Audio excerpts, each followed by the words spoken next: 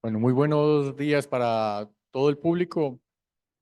Hoy, continuando con la celebración de el Día de los Océanos, que si bien se merece no solamente un día, sino varias semanas e incluso podríamos hacerlo todo el año, hoy estamos comenzando este nuevo ciclo con lo que hemos denominado el océano comienza en la alta montaña. Y qué mejor que hablar de la alta montaña para hacer este recorrido mental de lo que una gota de agua, de lo que todo el océano comienza y que queremos partir desde los páramos con nuestro gran invitado, el profesor Fernando Alzate, que nos va a hablar sobre su experiencia con los páramos, con los frailejones y con todo este ecosistema tan diverso y tan importante que entre otras palabras, allí comienza todo el agua a escurrir hacia el océano. Entonces,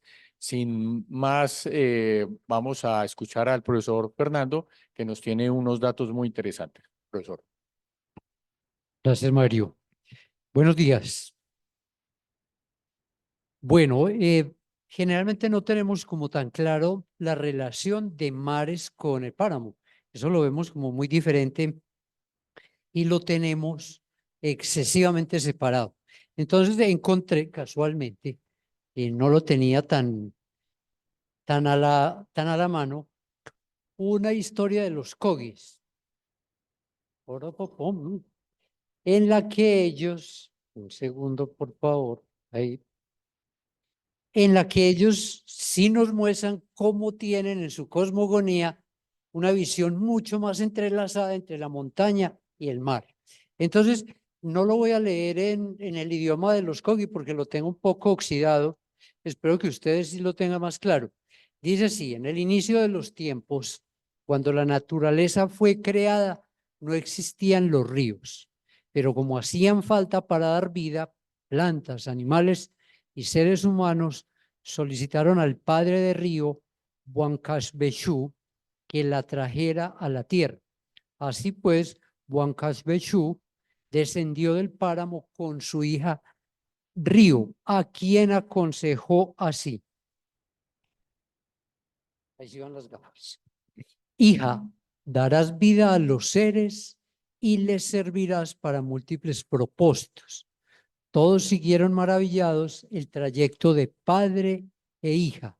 Llegaron hasta el mar y lo atravesaron hasta llegar al punto donde termina la tierra. Se oculta el sol y el agua se quema en fuego ardiente.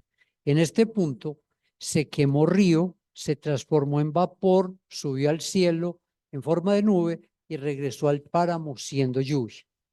Entonces, como pueden ustedes notar, para los Kogis, el agua tiene un ciclo totalmente claro.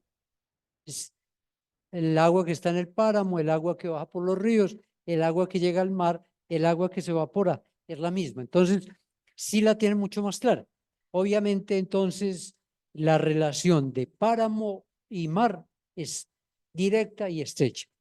Bueno, entonces ya partiendo de ahí, ya quiero entrar con datos un poquito más puntuales, hablando, por ejemplo, de qué es un páramo. Y la definición de páramo es un tanto, a veces hay una delgada línea entre qué es un páramo y qué no es un páramo. Entonces, un páramo lo han definido como, lo primero que pueden ver ustedes en esa fotografía es que no hay un estrato arbóreo. Eso es lo primero que define un páramo. Pero yo no puedo definir algo por lo que no tiene. Y yo me podría aquí quedar definiendo qué es el hombre porque no tiene ni 8 patas, no tiene ni exoesqueleto, pero así no definimos algo. Bueno, no hay un estrato arbóreo. Lo otro es dominado por un estrato de hierbas y arbustos, que es lo que ven ustedes ahí. Y generalmente se encuentra, por encima de 3.000 metros. No siempre. Por ejemplo, si ustedes van aquí a Llanos de Cuivá, entre Yarumal y Santa Rosa, van a encontrar un páramo a 2.550, 2.600 metros. Perfectamente. Pero si van a la cordillera occidental, van a ver que el páramo empieza a 2.000, perdón, a 3.700. Entonces no es tan exacto porque hay un montón de variables jugando en ello. Lo otro es un botánico muy importante que trabajó en Colombia, José Cuatrecasas, decía que para que fuera páramo tenía que obligatoriamente tener frailejón. Y frailejón únicamente hay en Venezuela, Colombia y una especie en Ecuador. Entonces, por esa definición, únicamente lo tendríamos en Ecuador, Colombia y Venezuela. Pero algunos lo llevan a Perú y lo llevan hasta Costa Rica. Yo trato de ser más purista con el asunto. Yo trato de restringir el páramo a donde hay frailejón. Frailejón no es solo un género, son 8 géneros de plantas, pero alrededor de 4 son las que delimitan bien el páramo. Y ya voy a dar un poquito más de datos de ese páramo y más encaminado al agua. Estas son las extensiones, datos de hoy. La mayor cantidad está en Colombia, pero ahí ustedes ven, esto es un dato de Condesan de 2012, en el cual a Perú le dan el 26.7% del páramo. De nuevo, Perú tiene Jalca y Puna, que es una formación similar al páramo, pero que no hay frailejón como tal. Venezuela tiene el 5.8% y Colombia tendría el 33.9%. Todo depende de cómo se mire y cómo lo cuentes. En una última medición de Condesan de 2023, dicen que Ecuador tiene un poquitín más que Colombia. Pero pues son peleas que realmente sí tienen asidero, porque si estamos buscando recursos internacionales para conservación de páramo, se le va a dar a quien tenga más. Entonces sí tiene importancia ello. Colombia tiene 39 complejos de páramo, pero si ustedes también leen el Humboldt, los datos del Instituto Alexander von Humboldt, pueden encontrar 37 o 38, porque por ejemplo el páramo de aquí de las Baldías no se reconoce como un complejo de páramos separado. 39 complejos. ¿Qué es un complejo? Es un conjunto de montañas donde hay áreas de páramo y que se agrupan de esa forma. 20 en la cordillera oriental. La cordillera oriental es la más alta y la más amplia que tenemos en Colombia. Bueno, más amplia, más que alta. La central tenemos 11 complejos y la occidental 7. Y sumémosle uno que es la cordillera, que es la Sierra Nevada de Santa Marta, que realmente es un complejo de páramos que es una emergencia de la cordillera central. Esto representa cerca del 2.5% del territorio colombiano. Y para el caso de Antioquia, tenemos 6 complejos, 3 en la central, 3 en la occidental. Sería Sonsón, Valle de Aburrá y Belmira. Pero definitivamente ya Belmira tiene una proyección aquí en el Valle de Aburrá, entre Bello y Medellín. Entonces realmente es lo mismo, pero administrativamente pues se ha separado. Entonces es muy bueno pues porque las autoridades locales protegen mucho más este páramo que dicen que es el páramo más chiquito que hay en el país. Y en la cordillera occidental tenemos Farallones de Citará, Frontino Urrao y Paramillo, siendo Paramillo el más inexplorado por muchas razones. Allá no hay un inventario detallado de la flora, no hay exploraciones detalladas, mientras que, por ejemplo, Frontino Urrao es el más bien conocido. Y el de Belmira, todo el mundo va a Belmira, aunque casi todo el mundo va, es más que de turismo que de exploración. Esto es el escenario de cómo se formaron las cordilleras en Colombia, dándole el contexto de cómo son los páramos islas y cómo son los mares relacionados como están hoy día con los páramos. Entonces miren ustedes 100 millones de años atrás. Tenemos el cratón o el escudo guyanés, que es lo que nos empieza a dar una formación de depósitos.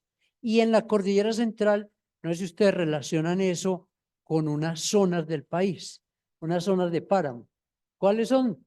Nevado del Ruiz. Entonces, Nevado del Ruiz es donde empieza a darse, que pudiéramos decir que el país se forma en torno al Nevado del Ruiz, realmente.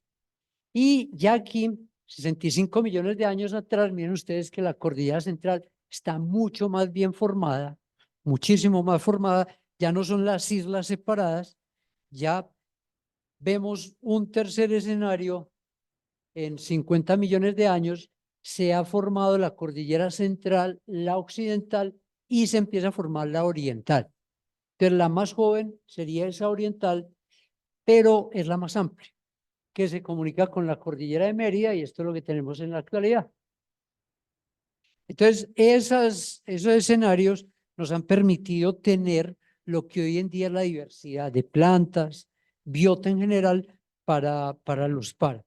Entonces, los páramos constituyen unas áreas con una biota muy particular. Ellas se encuentran entre el Nival y entre el bosque altoandino, pero tenemos unas enormes dificultades. Miren, este año se dio por extinto el Nival en Venezuela. Ya, adiós a la nieve en Venezuela. Y nosotros ya les vamos a mostrar el escenario tan crítico, que nosotros también vamos para allá. Pero tiene unas relaciones muy particulares de clima, de suelo, de vegetación, porque hay algo muy cliché, dicen que el páramo es una zona donde hay verano en el día, invierno en la noche. Entonces tiene las 4 estaciones, pero en 24 horas. Y realmente así es. Entonces la biota que vive allí se tiene que adaptar a esas condiciones tan variantes en 24 horas, o tal vez menos. Y adicionalmente es el ecosistema en el mundo con mayor irradiación. Eso es muy bueno, ¿cierto? Porque es la fuente de fotosíntesis. Pero es un grave problema, porque me estoy cocinando todo el tiempo. Y la radiación ultravioleta también es un grave problema.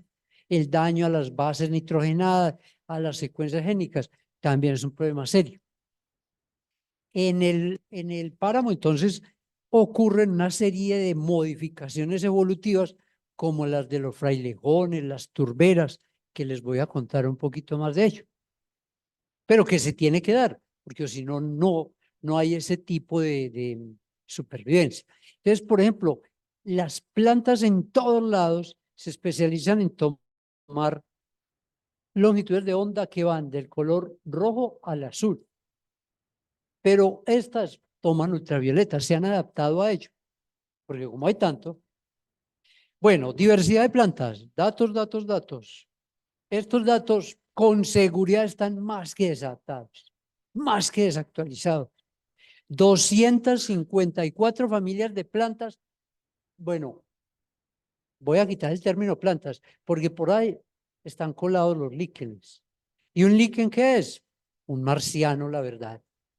La taxonomía de líquenes, ¿con base en qué se hace? Con base en el hongo. Entonces, miren, ni siquiera la taxonomía es con base en el alga, que el alga sería más planta que el otro. 865 géneros y casi 4.070 especies.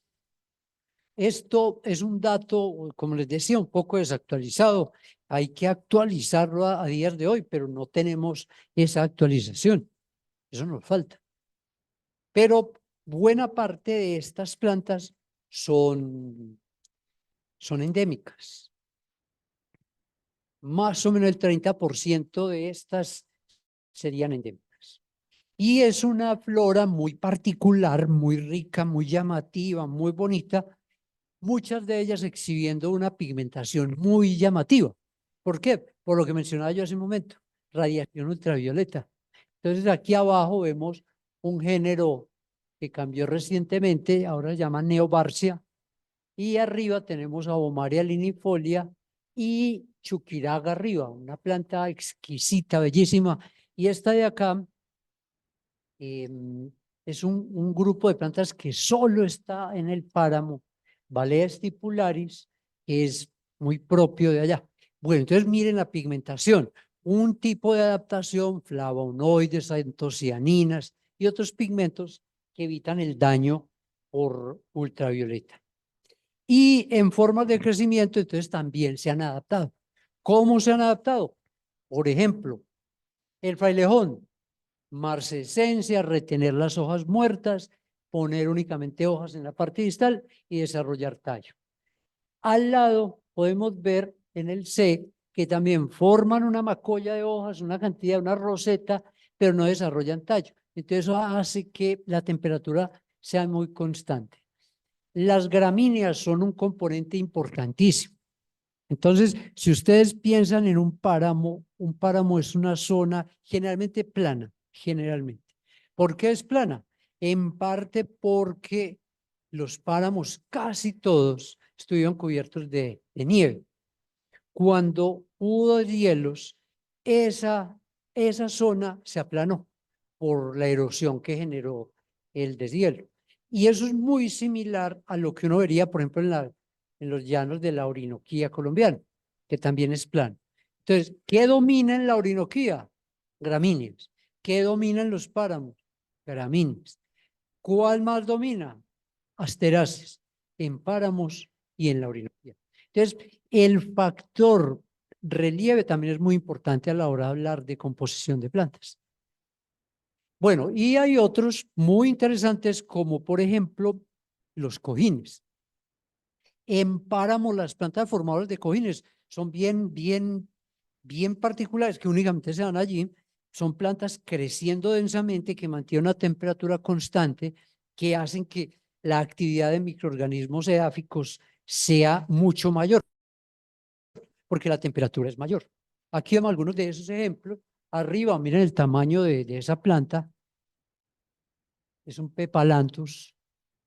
Y un frailejón. Frailejones pueden alcanzar 10 metros, 12 metros de altura. O sea, eso es descomunal. Y crecer a esa altura con los vientos puede ser una tragedia, que los vientos se los llevan. Ahora, no sé si ustedes se dieron cuenta, este fin de semana unas pobres vacas aquí en el occidente de Medellín, un rayo, se hicieron debajo de un árbol. No hay nada más peligroso que uno escamparse bajo un árbol en una tormenta. Las pobres vacas hicieron ahí un rayo. A los frailejones también los impactan mucho los rayos, porque el rayo, ¿dónde cae? Donde haya la menor distancia cubriendo el suelo. ¿Y dónde está la menor distancia? Por un frailejón. Entonces es muy frecuente que los rayos impacten un frailejón. ¿Por qué? Por la altura. Buena parte de los frailejones son de pequeña altitud. Y este de acá, yo creo que alcanzan a notar, este es una cortaderia que tiene hojas secas en la parte de abajo. Eso es la marcescencia. Y esa marcescencia le permite a la planta mantener una temperatura homogénea, tanto en el día como en la noche. Los páramos, la mayoría son húmedos, que tienen más de 2.000 milímetros de precipitación al año. Más de 2.000. ¿Cuánto tiene Medellín? Datos históricos, 1.800 milímetros al año. Y miren que en Medellín no para de llover. Esto parece el Chocó. Llueve que da miedo. Ahora en los páramos, hay un páramo súper húmedo en Ecuador que alcanza los 5.500. Eso, cuando no llueve es porque acaba de escampar. Todo el tiempo llueve. Y en la cordillera oriental colombiana hay páramos secos.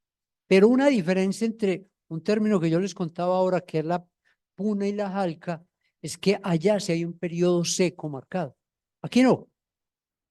Los páramos no tienen un periodo marcado de sequía, pero los páramos secos tienen 1.500, 1.000 milímetros de precipitación al año, muchísimo menos. Un ejemplo de esto es Berlín, el páramo de Berlín entre norte de Santander y Santander. Este año entonces tuvimos un campanazo así bien serio por el fenómeno del Niño y la ocurrencia de un montón de incendios en páramos. Yo empecé a hacerle seguimiento a las noticias que se iban dando en cuanto a los incendios, pero paré porque ya me estaba deprimiendo mucho, ¿cierto? Porque eso es deprimente, uno todos los días, no sé cuántas, no sé cuántas. Entonces ahí ya paré, pero era mucho más. Entonces miren ustedes, 1.000 hectáreas en la Cortadera en Boyacá, 100 hectáreas en Osetá, 70 en Guantibala, Rusia, 2.000 en Tota, 400 en Santurbán. Es una cantidad descomunal. Y las áreas de páramo por lo general son pequeñas. y el impacto es muy alto, que ya les voy a contar por qué. Por fortuna, pues los páramos han respondido de forma muy resiliente a los efectos de los incendios, por fortuna. Este es un trabajo que publicó Holm y colaboradores en el 2015, donde comparan lo que vio Humboldt en 1802 y lo publicó, y lo que vieron ellos en el Chimborazo. Entonces, no sé si les quede claro, miren la reducción del nival en el Chimborazo. Y algo que alguien puede decir, no, maravilloso, miren cómo va aumentando el bosque. No, no es tan bueno que aumente el bosque, porque si ustedes piensan, un páramo es una punta donde termina ya la tierra, ¿no? Para la parte superior. Entonces, el páramo lo viene expulsando el bosque alto andino. Entonces lo viene empujando. Pero ¿dónde termina? Aquí en esta punta, allá donde se acaba la disposición, la disponibilidad del suelo. Entonces, si todo ese páramo ya va a estar cubierto, es por bosque, ya no hay suelo disponible para que sea el páramo el que lo esté cubriendo. Entonces, esto es una gran diferencia que encontraron en esos 210 años de comparación entre lo que vio Humboldt y lo que vieron estos investigadores. Y lo hicieron en la misma, en el mismo formato para que todos lo pudiéramos notar. Ese es un cambio radical.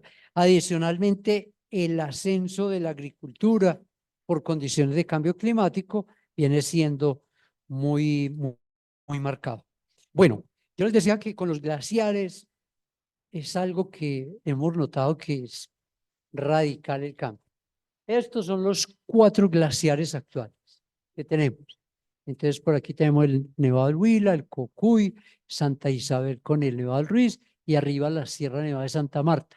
4 complejos de glaciares que tenemos en la actualidad. Pero en el siglo pasado fueron 8 que se derritieron totalmente, desde el Chiles hasta el Cisne. Y esto es una forma de acumular agua en la alta montaña.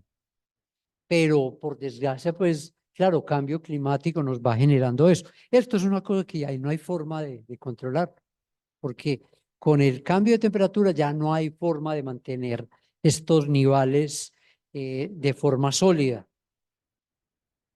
Y estos son los cambios. Miren, en la parte superior está la Sierra Nevada de Santa Marta. Los cambios en los últimos años, desde 1960. Sí, esa tendencia seguramente continúe de esa forma, pues se va derritiendo. Y eso, pues, entonces, claro, el nivel de los mares va aumentando, porque lo que se requiere es mantener el agua en otras formas, en otros almacenamientos, para que los niveles de mares no aumenten tanto. La erosión a nivel de costas no sea tan marcado como lo que vemos aquí en la zona del Golfo de Urabá, un poco saliendo al Caribe. Bueno, yo les decía, precipitación en los páramos no es tan variable, pero relativamente sí lo es. Entre 1200 y 3200 alrededor, no hay un periodo seco marcado. Y eso es una diferencia que les contaba que es fundamental a la hora de hablar de páramo. No hay un periodo seco marcado, como por ejemplo si lo vemos en la Orinoquía, en las llanuras de la Orinoquía. Y es bimodal, ha sido bimodal. Ya yo creo que no podemos decir tanto como eso. Hay unos estudios hechos por unos hidrólogos de la Universidad Nacional para Páramos de Colombia, donde ellos han notado que ha habido periodos de no lluvia entre 8 y 30 días, pero 30 días es mucho, o sea, la mayoría es mucho menor, y que no hay una correlación con páramos, o sea, yo no puedo decir que los páramos de la cordillera occidental tienen una tendencia, o los de la central, o los de la occidental, ni mucho menos correlacionando eso con fenómenos del niño o la niña. Entonces, una conclusión. Entonces, en los páramos hay agua todo el año, por fortuna. A veces yo voy en periodos de mucha sequía. Les digo, no, voy a aprovechar para ir. Y resulta que en el páramo está cayendo todo el agua del mundo, todo el agua. O es al contrario. Bueno, y hay unos eventos de mucha precipitación, pero no son tan frecuentes. Por ejemplo, el mayor evento, la precipitación más alta registrada en algunos estudios es un evento en Chingaza de 124 milímetros. 124 milímetros es una lluvia muy, muy marcada. Y otra que se registró para Frontín Urrao de 75.4, pero la mayoría son menos a 40. Claro, cuando esto ocurre, entonces va a drenar mucha agua desde el páramo. Otro fenómeno importantísimo es la humedad relativa, porque la humedad relativa es agua en forma de vapor, pero que cuando se condensa la vamos a tener ya disponible en forma líquida. Los páramos tienen una alta humedad con rangos de variación amplio. ¿Por qué? Por los vientos. Entonces, cuando uno va a páramos, está uno retostado y requemado, no solo por la radiación, sino por el viento. Entonces, el viento deshidrata mucho la piel. Hay una regla que se tiene que es de perder 0.6% de humedad relativa por cada 100 metros que se asciende. Pero hay unas zonas donde eso no se da.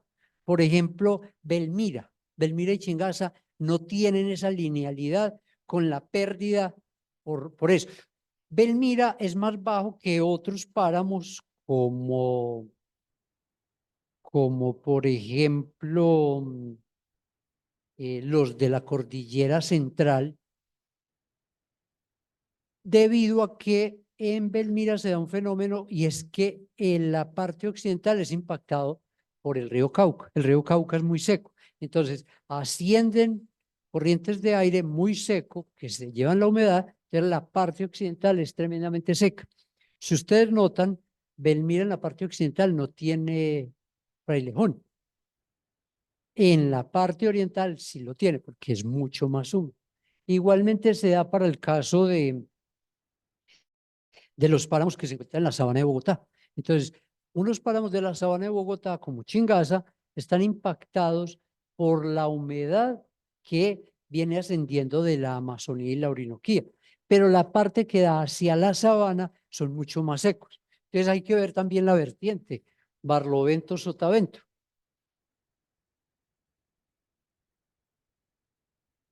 Bueno, entonces en promedio general, se dice que 78,1 a 94,3 es el promedio de la humedad relativa y que valores diarios entre 72,8 con un rango entre 57 y 83,1. Miren que la variación es muy considerable, de 50 y tanto a casi 90. Es muy alta la variación. Entonces, ese rango de variación estaría impactando la cantidad de agua disponible para condensarse y llegar a tener agua disponible para la parte más inferior. Cuando el agua ya está disponible, entonces el páramo tiene otra variable que hay que tener en cuenta a cuánto está llegando aguas abajo, y es la infiltración. La infiltración es la capacidad que tiene un suelo o una cobertura de absorber el agua. Y los suelos de páramo, yo creo que aquí se alcanza a notar. Miren ustedes, la fotografía tiene bandas oscuras y bandas claras. Las bandas oscuras son de materia orgánica. Las bandas claras son de eventos generados por volcanes. Entonces, cuando yo en una calicata de estas veo esas bandas de diferentes colores, estoy viendo aportes de volcanes y de materia orgánica. Los suelos de páramo que tienen cobertura de gramíneas y que tienen buena materia orgánica son muy buenos para infiltrar. Y que sean buenos para infiltrar es muy bueno para que el agua, no todo después de un evento, de una lluvia, todo el agua quede disponible, sino que se infiltre un poco.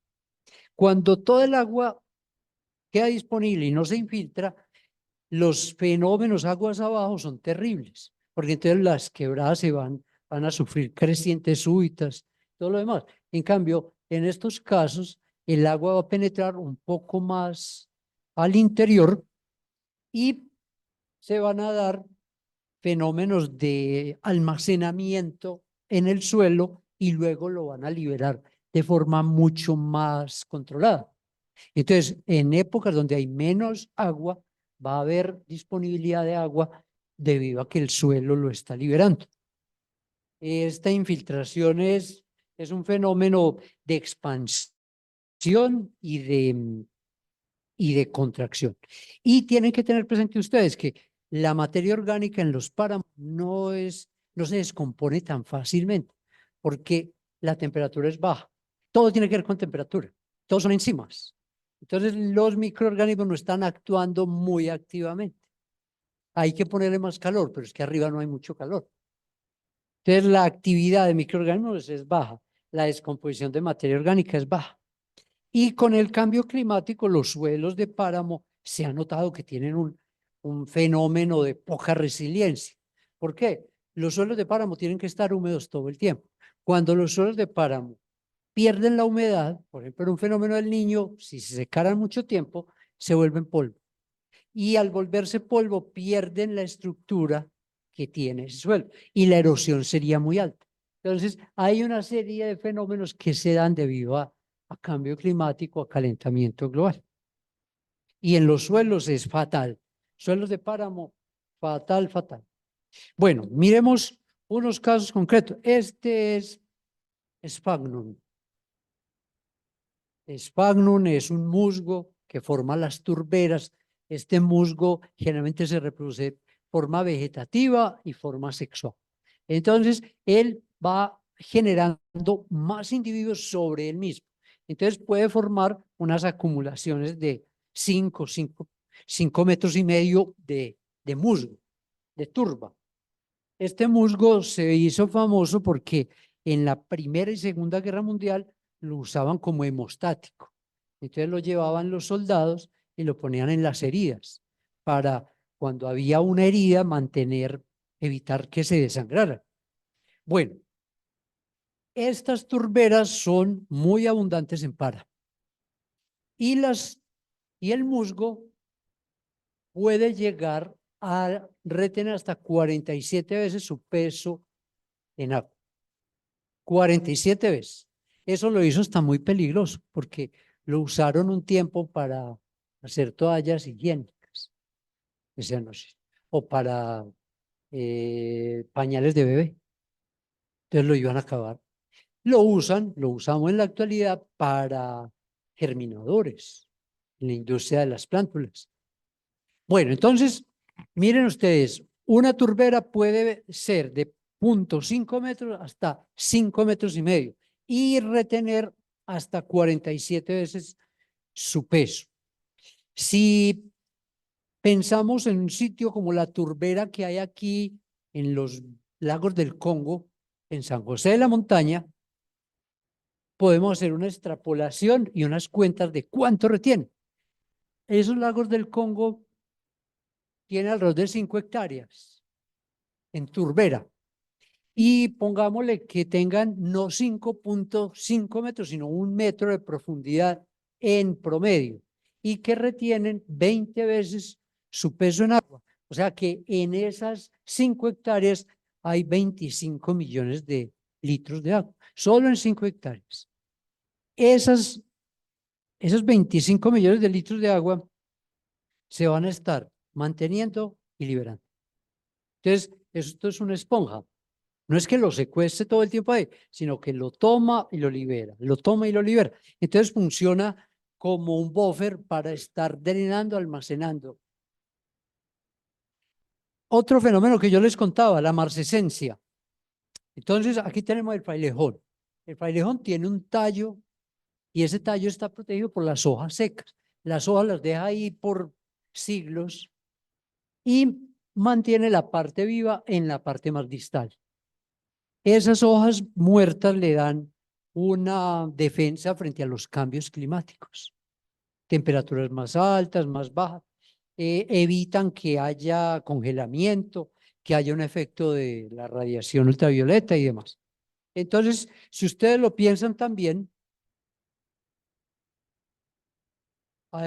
podemos estimar un promedio de 5 mililitros retenido por cada hoja marcescente que hay en ese tallo, por cada evento de lluvia, por cada aguacero. Y si le estimamos a un frailejón 500 hojas secas, quiere decir que cada frailejón estaría reteniendo temporalmente en un evento de un aguacero 2.5 litros de agua en ese evento de aguacero. 2.5 en la parte muerta. Y si lo tiramos, por ejemplo, para el páramo de Frontino Urrao, donde hay alrededor de 1.500 hectáreas en frailejón, y que cada hectárea de frailejón tiene alrededor de 20.000 frailejones, eso nos daría que en un aguacero, en la parte muerta de los frailejones, se estaría almacenando temporalmente 75 millones de litros de agua en un solo páramo. Entonces, esa dimensión hay que tenerla porque eso luego se va aguas abajo. Se va luego al río Encarnación, al río Urrao, y todo va a ir, el Tapartó y demás, todos los va a ir al Mar Caribe o al Pacífico, dependiendo de cuál sea. Pensemos en la parte viva. Ya lo hicimos con la parte muerta, la marcescente. Ahora la parte viva, que es ese penacho de hojas, esa roseta de hojas que hay en la parte distal del frailejón. Entonces, si las hojas en promedio en frailejón tienen 45 centímetros cuadrados, es decir, 15 por 3, pues hay unas mucho más grandes, pero un promedio de eso. Y la retención es de alrededor de 0.1 mililitro por centímetro cuadrado. Y siguiendo con estas cuentas, un frailejón tiene alrededor de 100 hojas vivas, y nos volvemos a ir para Urrao, un aguacero. En un evento de un aguacero en Urrao, en la parte viva, se retendrían 13.5 millones de litros en esa parte viva de las hojas de los frailejones. Entonces, van 75, 13.5, estamos hablando de alrededor de 25 millones de litros en una turbera, que por supuesto en Urrao hay un montón de turberas. Entonces, miren la economía hídrica que se va manejando en torno a estas zonas que antes que se pensaba, y así lo describían. La Real Academia, si ustedes lo buscan y encuentran páramo, dice terreno yermo, muerto, desolado, sin vida. Pues, pero eso es una definición como para las tierras altas de Escocia, pero nada más alejado que lo que tenemos aquí. Lleno de vida, lleno de funcionalidad. Y los suelos sí que nos funcionan. ¿Por qué? Los suelos tienen una gran cantidad de materia orgánica y la materia orgánica está cargada eléctricamente.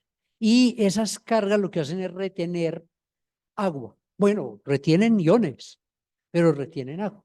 Entonces, en la materia orgánica hay una capacidad por metro cúbico de retener 280 litros de agua por cada metro cúbico. Entonces, más capacidad. De esos 280, 190 son de agua disponible. Entonces, la cantidad, si estamos hablando de, bueno, ahora yo les contaba, era de las 1.500 hectáreas, pero de frailejón. Pero el páramo de Urrao tiene tiene alrededor de 12.000 hectáreas. Pues 12.000 hectáreas, multiplicándola por esas 280 litros, es una cantidad descomunal. Bueno, agua líquida que haya en este país, y pongámosla en el contexto de páramos. Se tienen contadas 31.702 humedales en Colombia. Muchos de ellos, y les voy a mostrar, en páramos. Eso representa todo lo que hay en el país, cerca de 20 millones de hectáreas. Y entonces yo quiero hacer énfasis en algunos que son muy protagónicos. Por ejemplo, Sumapaz. Sumapaz da origen a los ríos Sumapaz, Bogotá, Cabrera. Pues buena parte del agua que toma Bogotá con sus 7 millones de habitantes es de Sumapaz. Una localidad, el páramo que se encuentra en 4 o 5 departamentos y que hace parte de Bogotá como tal. Uno no se imagina que una ciudad tan grande como Bogotá tenga una zona de páramo. Santurbán. Santurbán es un páramo muy interesante porque fue el que empezó a dar la batalla por el agua, porque es un páramo en el cual se ha dado extracción minera desde 1800, desde antes. Allá muchos españoles montaron minería, incluyendo a Mutis, que se distrajo un poco en la expedición botánica. El oro el oro a todos como que nos obnubila, claro, como es tan brillante. Y se estaba quedando Bucaramanga sin agua. Entonces lo que se dio fue un movimiento social en torno, no más minería, sí al agua, sí al paro. Entonces se ha venido dando y ha habido unas administraciones muy interesantes en Bucaramanga, en Santander, en torno a la defensa de esto. Y allá en el páramo de Santurbán nacen los ríos Peralonso, el Salazar, y le da el agua a buena parte de esos departamentos, que por ejemplo Santander, ustedes saben que tiene serios problemas de agua, serios, serios. Otro ejemplo, la Cocha. La Cocha, esa que está allá, es la isla de la Corota, y esa isla es un parque nacional, ¿cierto? Chiquitico. Pero ahí también nace el río Guamués, que vierte agua hacia Putumayo y hacia Nariño. Entonces, es un enclave bien importante, aparte del reservorio de agua, que es por sí la laguna de la Cocha. El Otún. La laguna del Otún sirve de origen al río Tun. Y el río Tun, no sé si lo tengan en mente, es quien da agua a Pereira, que es todo ese cuerpo de agua que baja desde el Nevado del Ruiz y le da agua no solo a esa cuenca, sino aguas mucho más abajo.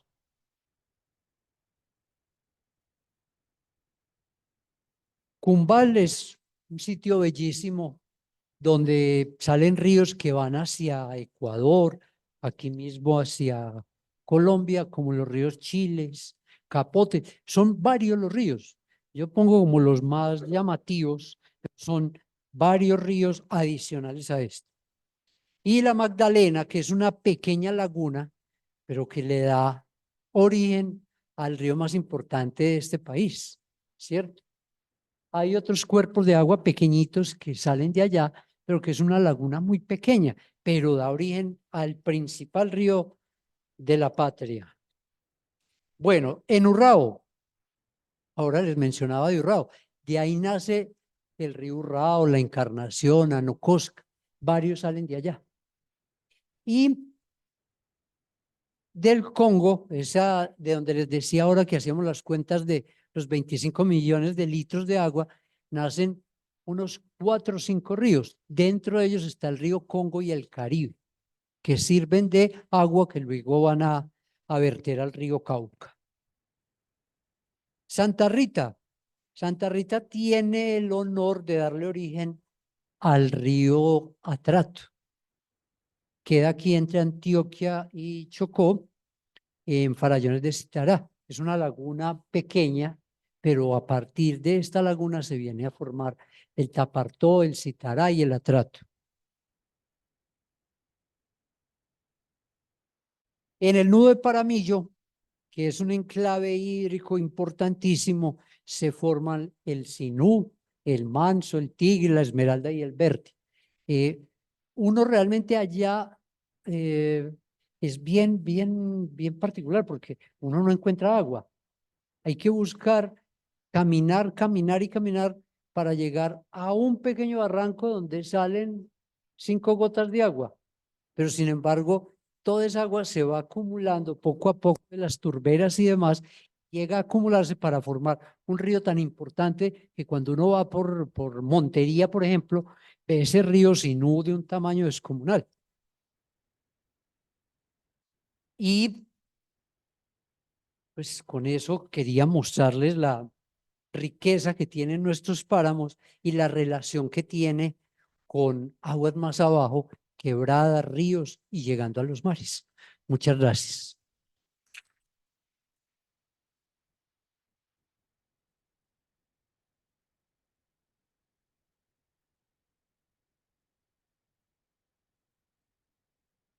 Profesor, muchas gracias por esta no fácil, pero tampoco muy difícil relación de los páramos con el océano. Ya es muy evidente que no podemos hablar de los océanos sin hablar de la alta montaña, porque de una u otra forma el agua en su ciclo podemos darle un comienzo y ese comienzo podría ser en los páramos o cuando se derrite en las nieves perpetuas arriba de los páramos.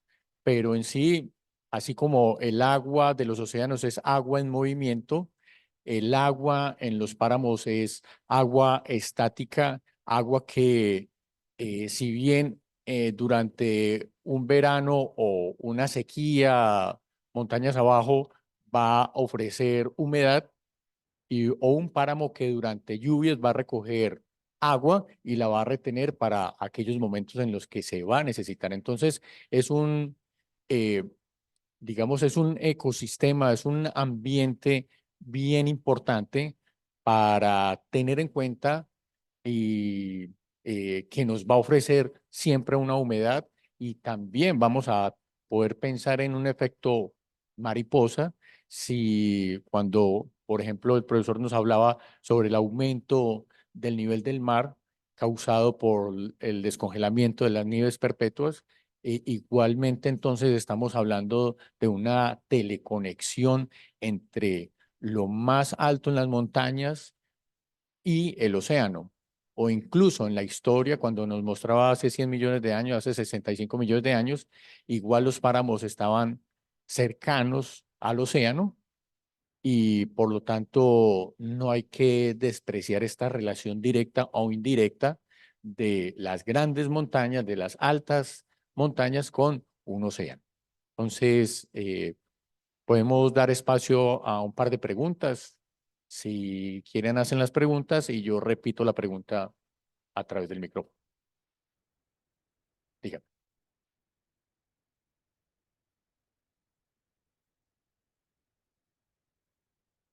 Me preguntan que si además de aumentar el nivel del mar, aumentaría la salinidad del océano.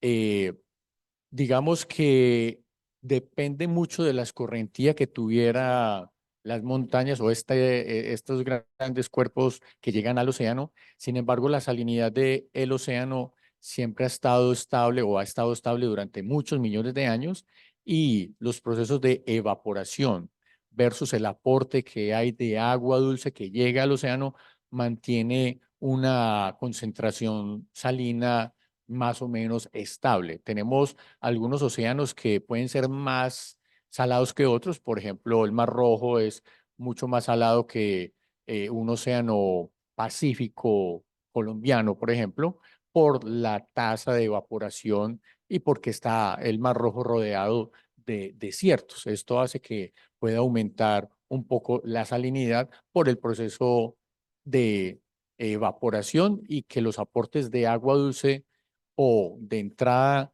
desde el Océano Índico por las mareas hacia el Mar Rojo no sea tan considerable como para mantener una concentración salina estable.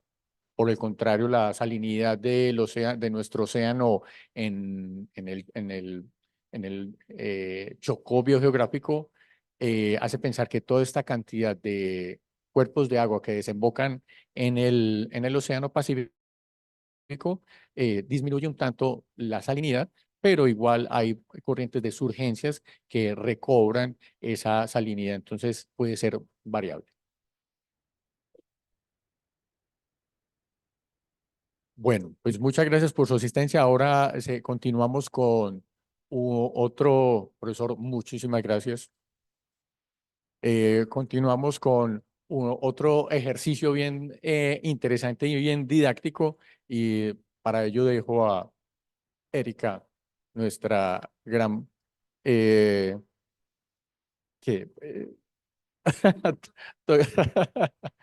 nuestra gran anfitriona para este evento. Gracias, profe. Bueno, chicos, les queremos contar a los que todavía no saben que para los eventos que estaremos realizando durante el Día de los Océanos, que lo extendimos 2 semanas hasta el día 21, estamos entregando los pasaportes por asistencia, ¿cierto?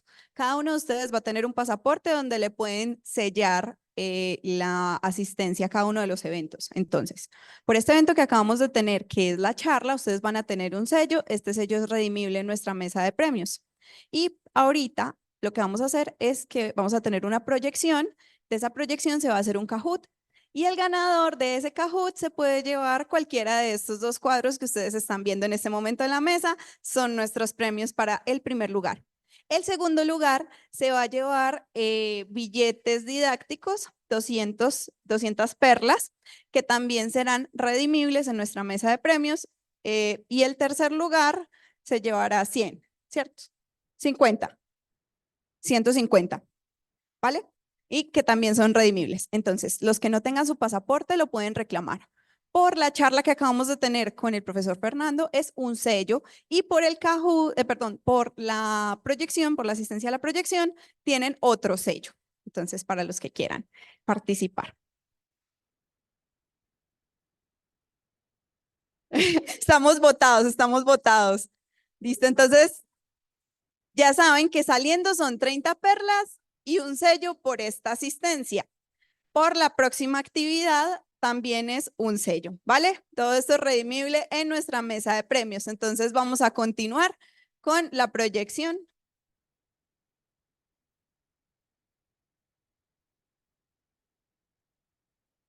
Vamos a tener una proyección de la película de la BBC que se llama Las montañas. Todo esto es relacionado entonces a todo este ecosistema grande que es donde comienza el agua hacia el océano. Entonces vamos a presentar esta película en un par de minutos.